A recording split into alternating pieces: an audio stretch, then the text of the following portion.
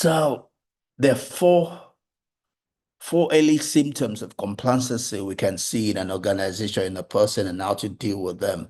It's the next thing we'll discuss here. Number one, it says complacency can be seen when people are acting as if they are too big to fail. Scripturally, the Bible will say that either thinketh is stand, let him take heed lest he falls. If you think that you have got to a place where you can do no wrong, you're dead. Devil has got you. You're a candidate for hell, not heaven, right? Don't get to a place where you think you can't fall, where you think you have arrived. Yeah, everything is done. No, you ain't arrive until you die. You have to keep working. You have to keep looking for another mountain. So complacent people often view their success as deserved rather than earned. No, your success is because of the things that you did, not because not because you earned it, not because you deserve it per se. It's the effort you put in. Your reward is proportional to the service you rendered. So find the service you rendered, right? There's no free lunch in life. Not only in Texas, there's no free lunch in life. You get what you place demand for.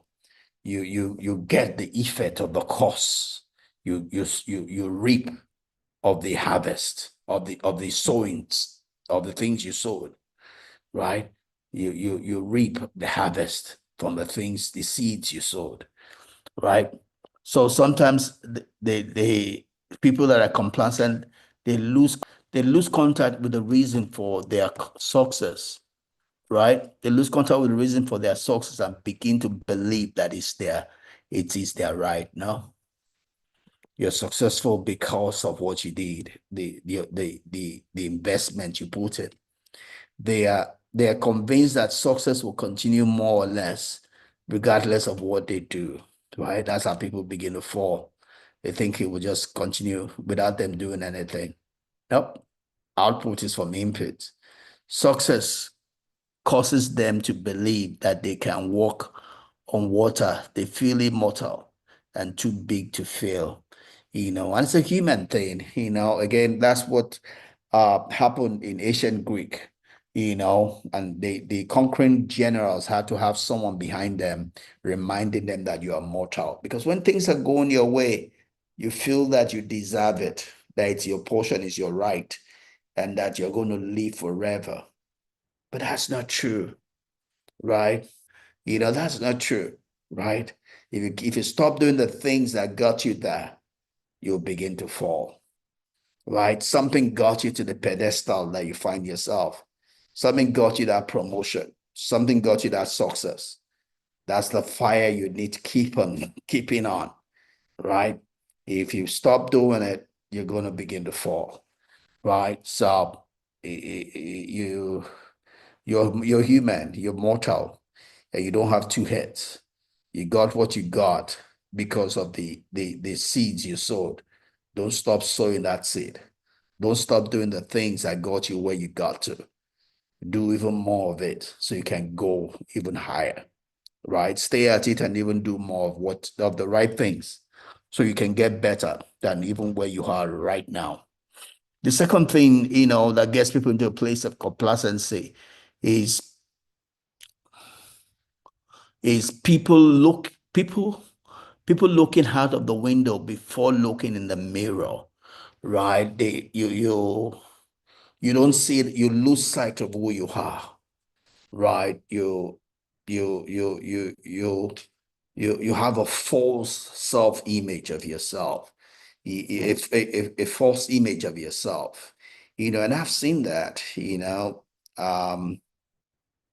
easy one, in the office. You have people that because they have, all right, my boss, I'm not going to mention name, we joined the company at the same time, right? And everything was okay until that person became a supervisor. That you see yourself larger than life. That's a shame.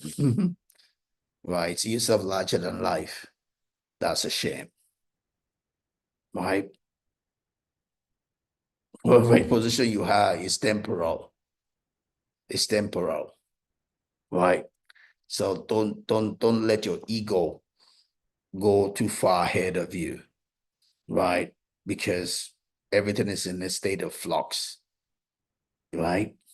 And so complacent people look in the mirror, taking credit for themselves when things go well, and look out of the window to blame other factors when things don't go right, right? So they're quick to blame every other person but themselves.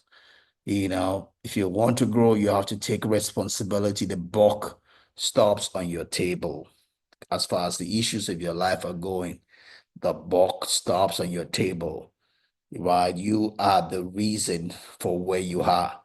You are the reason for where you're going to be. It's nobody, not your pastor, not your church, right? Like I emphasized last week and I emphasize again, you know, uh, everybody is self-made. That doesn't mean that people did not contribute to their lives. But the final wholeness of who you are is you.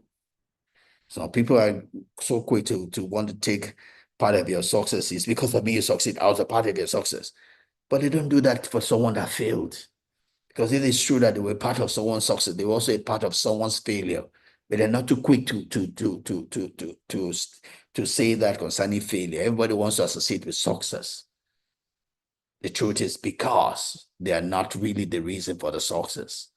You are the reason for your own success. Because it doesn't matter what anybody contributes to your life, you could decide not to take it. The final bus stop, the final door of what you did was you. You decided to listen. You decided to apply. You decided to bring yourself under whatsoever it is that worked for you, right? Keep doing the right thing. Keep doing the right thing.